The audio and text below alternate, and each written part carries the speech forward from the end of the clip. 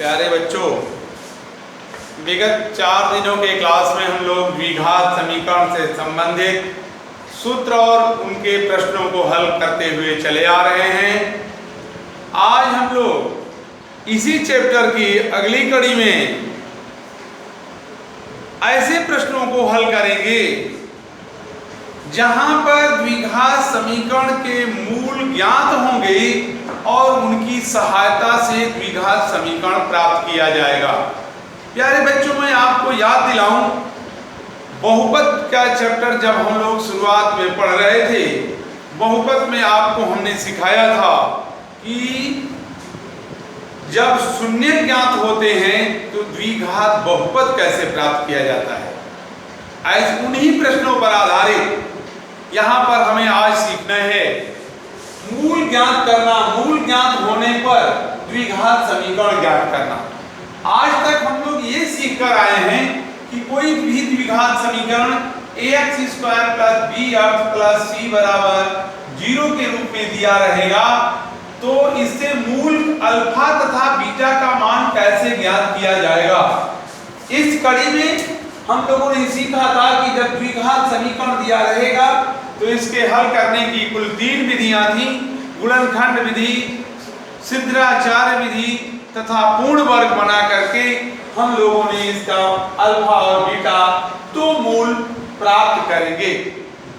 हमारी किताबों में यह चीज नहीं दी गई है, ध्यान से देखें। जो नया एडिशन की किताब है, नई किताबें जो हमारी छपी हुई हैं, उन किताबों में इस हेडिंग से और ये जो प्रश्न आज मैं आपको हल करने जा रहा हूं, ये चीज है नहीं, छपी हुई नहीं है, लेकिन इसी चीज को हमारी किताब ने बहुपद के चैप्टर में शून्य से संबंधित प्रश्नों को हल करने के लिए दे रखे हैं। लेकिन जब भी हम द्विघात समीकरण पढ़ते हैं वहां भी हम शून्य के ही रूप में मूल ज्ञात करते हैं, और जब मूल ज्ञात करते हैं तो ठीक हम उसका उल्टा भी होगा कि जब हमें मूल पता है तो द्विघात समीकरण कैसे निकलेगा। आइए हम आपको किताब से हट करके, जो कि यहाँ छपा नहीं है लेकिन हमारे परीक्षा से संबंधित ये बहुत ही महत्वपूर्ण प्रश्न है कि जब मूल ज्ञात होंगे या मूलों का योगफल ज्ञात होगा, उनका गुणनफल ज्ञात होगा या अलग अलग मूल का ज्ञात होंगे तो उनसे द्विघात समीकरण हम कैसे प्राप्त करेंगे। द्विघात समीकरण का मानक रूप ax square plus bx plus c होता है, यानी जो मूल निकले हुए होंगे उससे हमको ऐसा ही समीकरण प्राप्त करना है।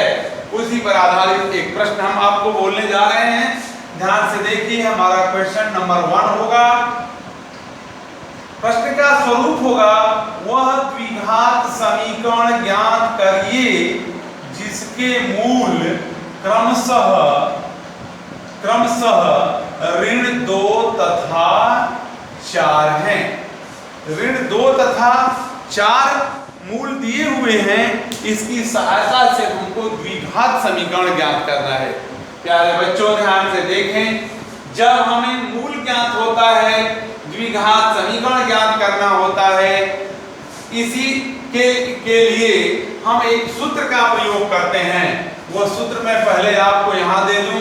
ये सूत्र है हमारा x स्क्वायर पहले ही होगा, माइनस होगा मूलों का योगफल, मूलों का योगफल, ध्यान से देखें, इंटू x होगा, प्लस होगा यहाँ मूलों का गुणनफल, मूलों का गुणनफल,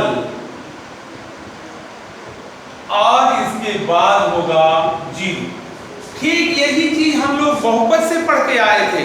वहां हमने कहा था कि वह बहुपद ज्ञात, द्विघात बहुपद ज्ञात करिए, वह द्विघात बहुपद ज्ञात करिए जिसके शून्य दिए गए हों, अर्थात मूल की जगह वहां शून्य के रूप में कहा गया होगा।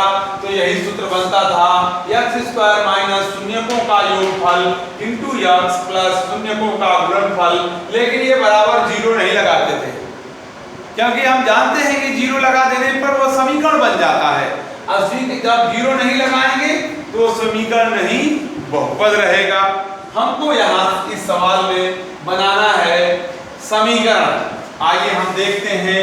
आपको यहाँ अल्फा का मान है -2 मान लीजिए प्रश्न के अनुसार, तथा बीटा का मान आपको दिया गया है 4।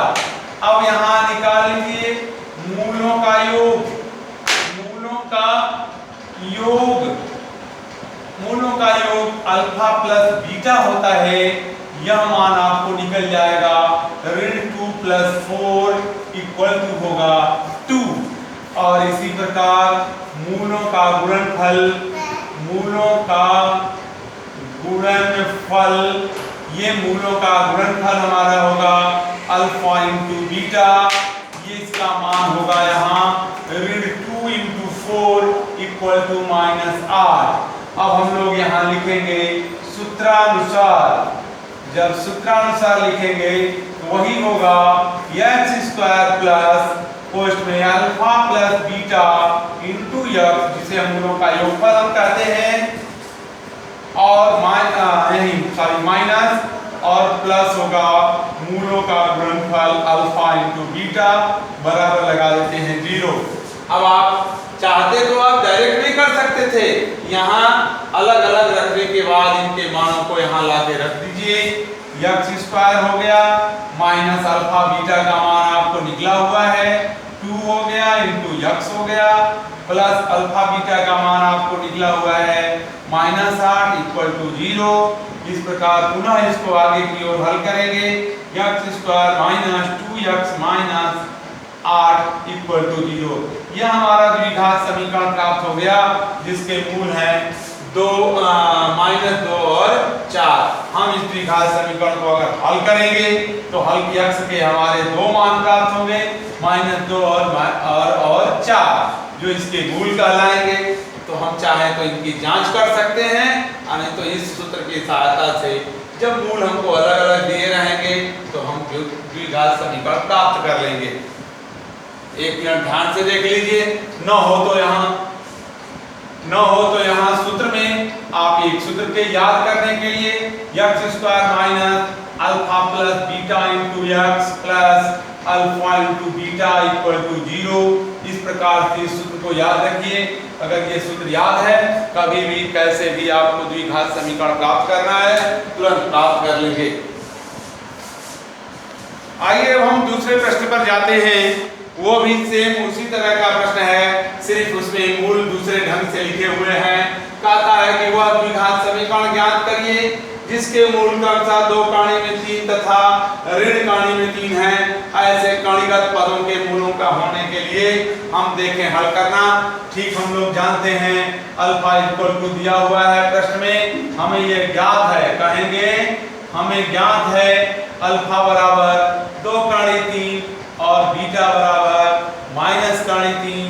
इसलिए प्यारे बच्चों मूलों का योगफल अल्फा प्लस बीटा लिखेंगे तो हम 2 कणी 3 प्लस -√3 लिख लेंगे, और इन्हें पुनः जब हल करेंगे तो हल करके क्या पाएंगे 2√3 -√3 बराबर पाएंगे √3। अल्फा प्लस बीटा का मान √3 हो गया। अल्फा इंटू बीटा निकाल लीजिए 2√3 इंटू √3 माइनस के साथ अब हमारा हो जाएगा माइनस के साथ 6 हो जाएगा। कणी 3 का गुणा 3 में करेंगे, कणी 3 में 3 और 2 का गुणा कर देंगे 6। इस प्रकार से हमारा द्विघात समीकरण क्या बना? द्विघात समीकरण क्या बन जाएगा भाई? x² प्लस ना माइनस मूलों का योगफल है कणी 3x, यहाँ लिख देंगे सूत्रानुसार, नहीं लिखना भूलेंगे। सूत्रानुसार x² minus √3 into x plus चिन्ह है, प्लस चिन्ह आप देख रहे हैं यहाँ सूत्र में प्लस चिन्ह है, और लेकिन अल्फा इंटू बीटा का मान -6 आया हुआ है बराबर 0। हम आगे की ओर बढ़ते हुए x² माइनस √3x माइनस 6 = 0। इस प्रकार से जब हमारे ये 2 मूल दिए गए हैं, इस मूल की सहायता से द्विघात समीकरण प्राप्त करने के लिए ये हम प्राप्त करेंगे। आइए हम एक तीसरा प्रश्न देखें। ऐसे द्विघात समीकरण ज्ञात करना जिसके मूल आपको अलग अलग दिए गए हैं, अल्फा बराबर 5 प्लस रूट 3 और तथा बीटा बराबर आपको मूल दिया गया है 5 माइनस रूट 3। ऐसे भी आपको प्रश्न परीक्षा में पूछे जा सकते हैं। कंपटीशन की परीक्षाओं के लिए भी ये काफी महत्वपूर्ण सवाल है आपका इस पाठ्यक्रम से। बहादुर अल्फा और बीटा के मान अलग अलग दिए गए हैं। द्विघात समीकरण आपको प्राप्त करना है। द्विघात समीकरण के लिए हमको मूलों का योगफल निकालना होता है। हम अल्फा प्लस बीटा का मान देखें, 5 plus root 3 plus 5 minus root 3, आप देखेंगे ये कट जाएंगे, बराबर क्या आ गया 10। इसी प्रकार अल्फा इंटू बीटा की वैल्यू निकालने के लिए 5 प्लस रूट 3 और 5 माइनस रूट 3 होगा। जब हम आप इसे आगे की ओर हल करना चाहोगे तो ये देखो, ये वर्गांतर का रूप है, a प्लस बी और a माइनस बी है। इस प्रकार जब हम इन्हें इकट्ठा करेंगे तो इकट्ठा के रूप में हो जाएंगे 5 का स्क्वायर माइनस रूट 3 का स्क्वायर। इन्हें जब आप हल करोगे तो ये 25 हो जाएंगे और ये माइनस 3 हो जाएगा। हल करोगे ये आपका 22 प्राप्त हो जाएगा, यानी अल्फा इंटू बीटा का मान 22 हो जाएगा। आइए हम द्विघात समीकरण प्राप्त कर लें, तो हम लिखेंगे सूत्रानुसार। कौन सा सूत्र है आपको याद दिलाते हुए फिर से लिखता हूँ, x square minus alpha plus beta into x plus alpha into beta equal to 0। बहादुर देखते हैं हम लोग इस प्रश्न में x square minus alpha plus beta आया हुआ है, कहीं आप देख रहे हो 10 इंटू एक्स यहाँ रखा हुआ है प्लस अल्फा बीटा का मान यहाँ पॉजिटिव भी आया है 22। आप इन्हें रख दीजिए, इन्हें हल कर दीजिए। उत्तर की अगर जांच करना चाहते हैं तो इसी को आप चाहे गुणनखंड, चाहे पूर्ण वर्ग, चाहे सिद्धाचार, जिस तरह से हल हो सकता है आप इन्हें हल करोगे, आपको पुनः ये अल्फा बीटा के मान अलग अलग प्राप्त हो जाएंगे। इस प्रकार हमें द्विघात समीकरण मूलों के ज्ञात होने की दशा में प्राप्त करना था, हम लोगों ने इसे प्राप्त कर लिया। ध्यान से देखिए 2 मिनट, इसके बाद सवाल को लगाएंगे आगे।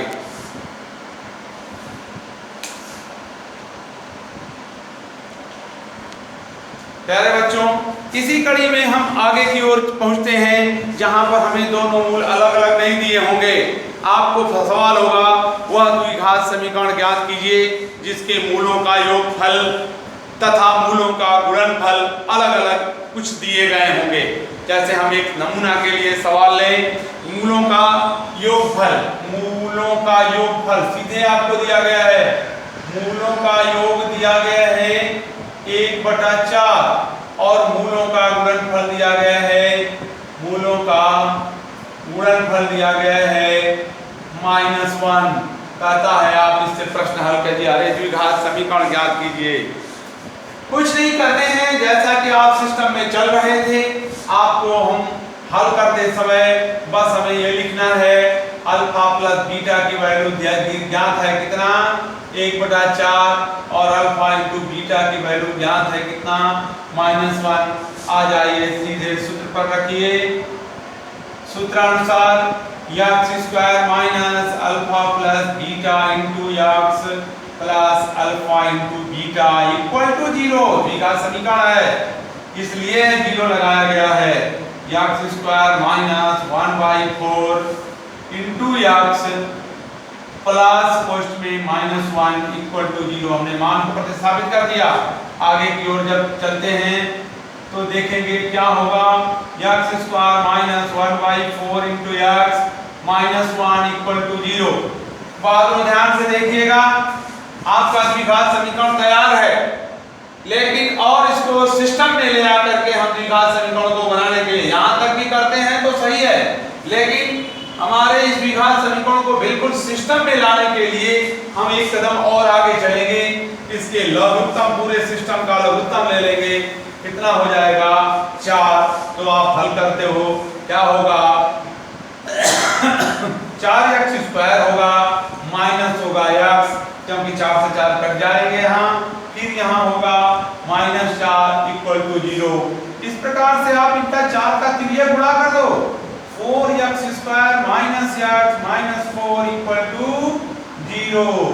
ये हमारा शुद्ध रूप से द्विघात समीकरण प्राप्त हो गया। द्विघात समीकरण तो ये भी है, लेकिन इसी का रिफाइंड रूप यहाँ है 4x² - x - 4 = 0। प्यारे बच्चों, जितने भी संभावित प्रश्न हैं इस मूल दिए होने पर समीकरण ज्ञात करना, मूलों का गुणनफल और योगफल दिए होने पर सूत्र पर ज्ञात करना द्विघात समीकरण, मैंने आज आपको बता दिया है। इस पर आधारित मैं आपको अभी कुछ प्रश्न दे रहा हूं। उन प्रश्नों को ध्यानपूर्वक हमारे वीडियो को ध्यान से देखिएगा। वीडियो में जो सवाल हल किया है हमने उसे ध्यान से देखिएगा। ध्यान से देखते हुए जो अभ्यास के प्रश्न मैं होमवर्क के लिए दे रहा हूं उन प्रश्नों को भी सरल कीजिएगा। यदि कहीं कोई कठिनाई होती है बिल्कुल आप पूछ सकते हैं, चाहे फोन करके पूछिए, व्हाट्सएप के माध्यम से पूछिए, जिस तरह से पूछना है। अगर समझ में नहीं आता, मुझे पूरा आशा और विश्वास है कि आपको बिल्कुल समझ में आ गया होगा और आप उन प्रश्नों को हल करेंगे और हल करके निश्चित रूप से मुझे पोस्ट करेंगे। धन्यवाद।